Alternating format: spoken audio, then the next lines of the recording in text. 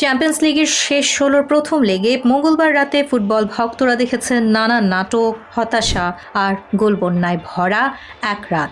Favourite দলগুলোর কেউ হেরেছে, কেউ ফিরেছে শেষ মুহূর্তের নাটকীয়তায়। সবচেয়ে বড় ধাক্কা খেয়েছে লিভারপুল। তুরস্কের ক্লাব গালাতাসারাইয়ের মাঠে ১-০ গোলে হেরে গেছে অল রেডরা।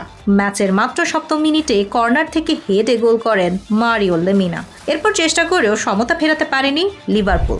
ফলে কোয়ার্টার ফাইনালে উঠতে হলে আনফিল্ডে ফিরতি লেগে জয়ের কঠিন চ্যালেঞ্জ অপেক্ষা করছে তাদের সামনে।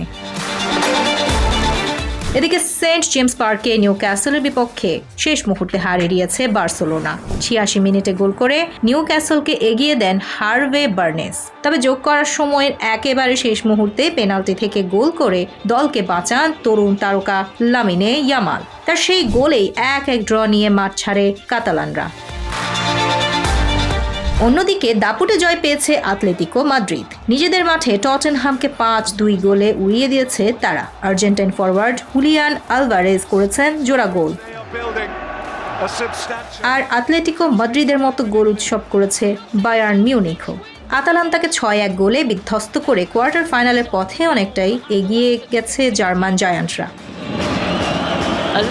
সব মিলিয়ে চ্যাম্পিয়ন্স লিগের এই রাতে কেউ হেসেছে তো কেউ আবার ফিরতি লেগের অপেক্ষায় রইল নতুন আশায়।